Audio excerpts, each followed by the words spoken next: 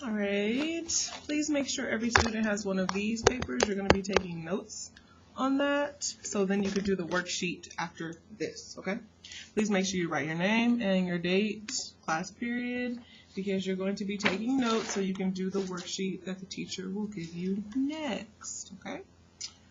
In this first box right here, you're going to be given 2 points.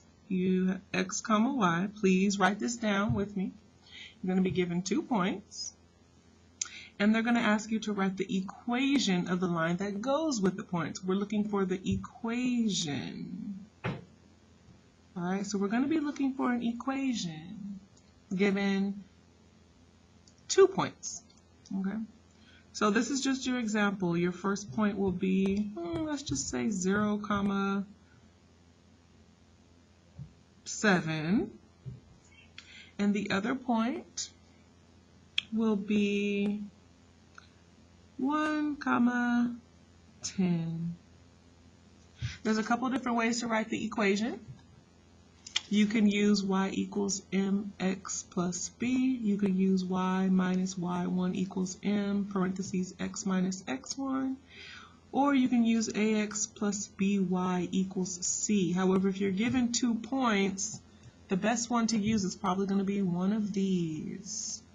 At any time, the teacher can pause the video if you need extra time to write.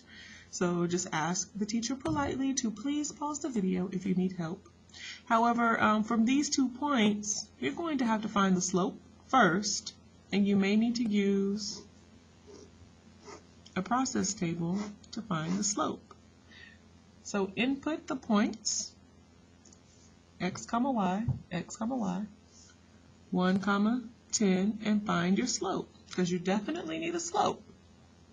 You have to have a slope to write an equation. So how did 7 get to 10? Did we add or subtract? We added 3 over here, and 0 got to 1 by adding 1. So remember, your slope, another name for slope, is delta y divided by delta x, which means delta y has to go on top. So m equals, because m is the other name for slope, m equals 3 over 1. Make sure you always double check that 3 over 1 in your calculator. That should just reduce to a 3. So we have our slope. The other thing you need is we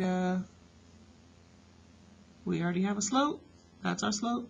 Now we need a y-intercept. Now be careful, because if you remember anything about the y-intercept, please write this down. You should be writing all of this down. The y-intercept always has a 0,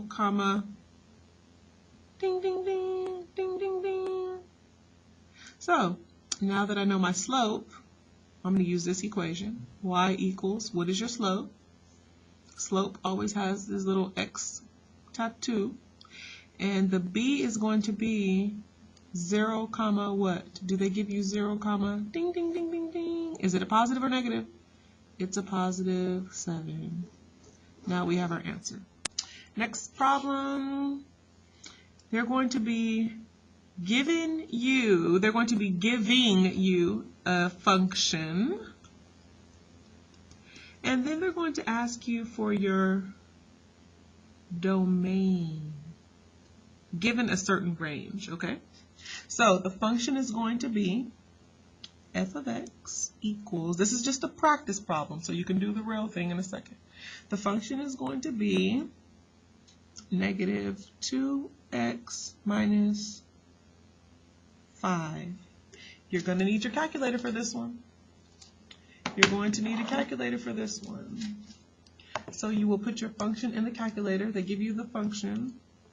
However, they want you to find the domain, but they tell you what the range is. And the range for this one is negative 1,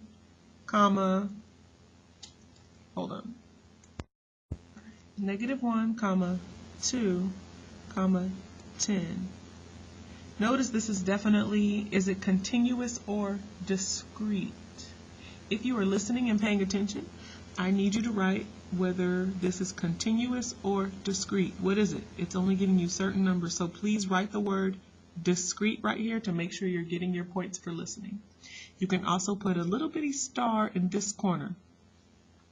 All right, So if we put our equation into our function, negative 2x minus 5, put that in your calculator, press second graph. Remember, they're telling you the range is this. So only for these certain range numbers, you're going to have to find your domain. Oh, there's one of them. That means my domain is starting with, I'm going to write the answer over here.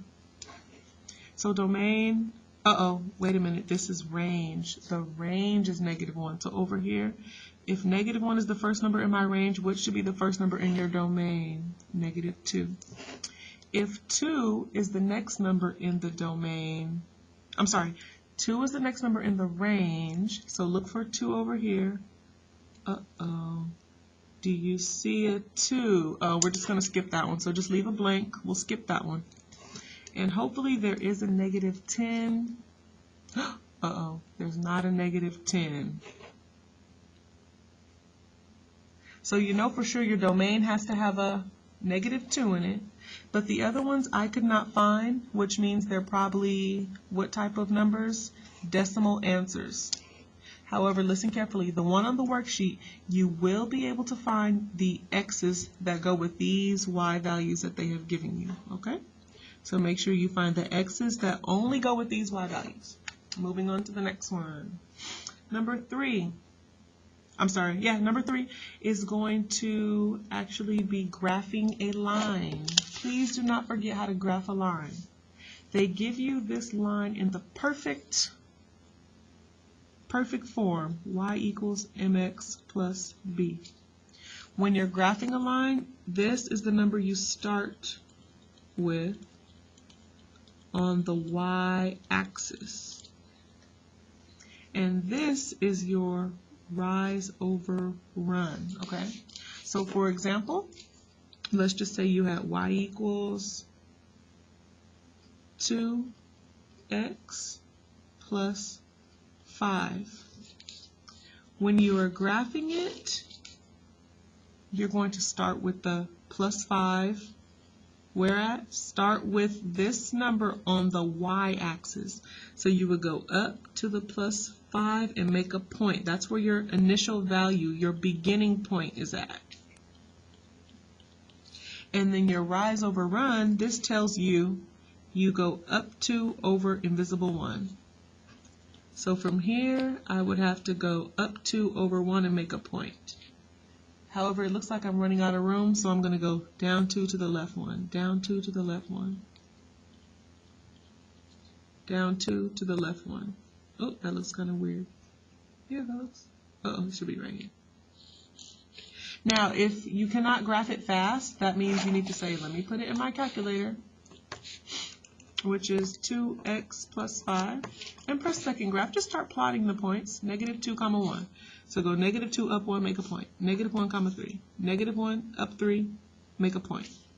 0, 5. 0 up 5, make a point, and keep going from there. Remember, ask the teacher to pause the video if you need extra time. All right, the next problem, they're going to ask you, is the data representing a linear function? They're going to give you a table, and they're going to ask you, does this data represent a linear function? So please write down this table. Please write down this table, and we'll talk about how you know if it's linear or not. If it's a linear function, it's going to have the same rate of change going all the way down the table. That means the delta y over delta x is going to be the same each time. Okay. So delta y over here, that's increasing by 1, and this is also increasing by 1. 1 divided by 1. This increases by 2, and this increases by 1. So is 1 divided by 1 the same thing as 2 divided by 1? And this increases by 3, but that still increases by 1. If these are not the same, this is not a linear function. It is not a linear function, okay? It is a linear function only if this divided by this is the same as this divided by this, and this delta y divided by this delta x. It has to be the same going all the way through the table. All right. The next problem is a little tricky. So please write a number 5 right here, and I'm just going to give you some hints to help you with number 5 so you can answer it correctly. Okay. So when you get to number 5 in the worksheet, you need to make sure you know how much the total cost of the item. Okay. It's going to say the table costing blank. You need to know the total cost of the item, which is the table, and then however much money she puts down. So how much she put down blank. That means first she put like a down payment. First she paid this much. How much did she put down? And then each month, how much did she pay each month? I'm trying to help you set up the inequality, okay? So each month, that's going to be your slope. Whatever number you get for that, that's your slope. She put down. That is going to be your B, or your y-intercept. The total cost of the item, that's going to be what it should be, like either equal to or less than or equal to or greater than or equal to.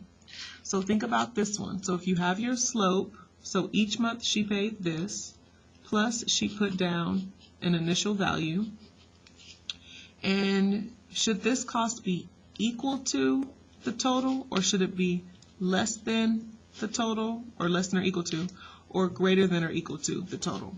And once you see the problem, it will make more sense, because it's going to tell you to write an equation that goes with the problem. So once you know how much it costs, how much she's paying each month, and then the initial value she put down, and then this is the total. Just figure out, do you need to put an equal sign with it? Do you need to put a less than or equal to, or greater than or equal to? All right. Okay. So flip over the paper. A couple more things we need to talk about so you're good for the worksheet. This is going to be help for number 6 and 7. Okay. If you're listening, please put a smiley face, just a small little smiley face in this corner right here. All right. So for 6 and 7, it's talking about independent and dependent variables. If you remember,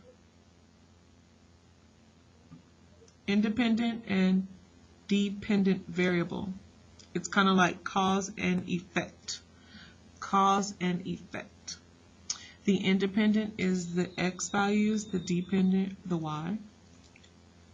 Domain and range. This is going to be help for 6 and 7 because it's asking you independent, what is the independent, what is the dependent quantity. Remember, x, be careful with that. Y, be careful. X does not mean slope.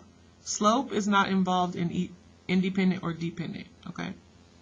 So the other thing for independent you need to know was what happens first.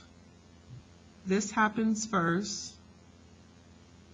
And then this is what happens after that. So it's like the cause and the effect. Hopefully that helps you. Let me just give you a little bit more help with independent and dependent. So you have y equals mx plus b. M, that's the slope. That is neither independent or dependent. Your x values, whatever your x values you're talking about, that's the independent. The y values are the dependent. So remember, your slope is not going to be independent or dependent. Your slope is your slope. The independent is what are the x values talking about. The dependent is what is the y values talking about. And the b, that's just the b. That's like the starting point. All right. And for number 8, you're going to be solving an equation that kind of looks something like this.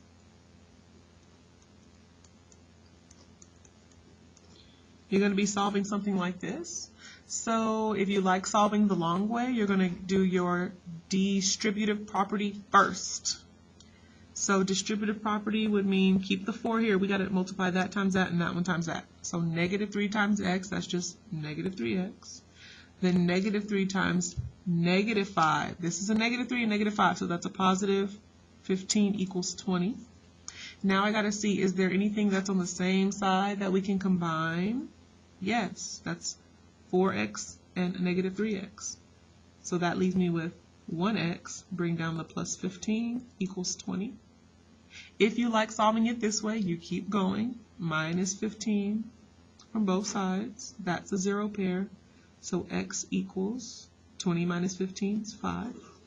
If you do not like solving it this way, remember, you could have put in the y1 4x minus 3 parentheses x minus 5.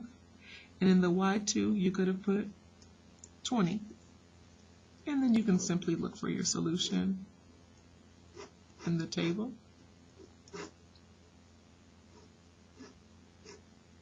All right, you could have definitely done that. If you have questions about that, then you might want to make sure you're in tutorials. Wait, it's Thursday, so there's no tutorials today. Well, if you have questions about that, then ask a neighbor. And then last but not least is number 9. Now, if you need help for number 9, notice we are out of boxes. So if you need help for number 9, flip it back over, because what we did for this one is also going to be help for number 9, okay? So we're just about finished with that. And you can get the other worksheet if you need to, or if you need to copy anything else down from back here, just please ask the sub to pause it so you can do that. Be good. The class that does the best will get a grand prize, maybe some popsicles. I don't know. If that's not good, then whatever, don't eat it. All right. Y'all know I love you. See you tomorrow.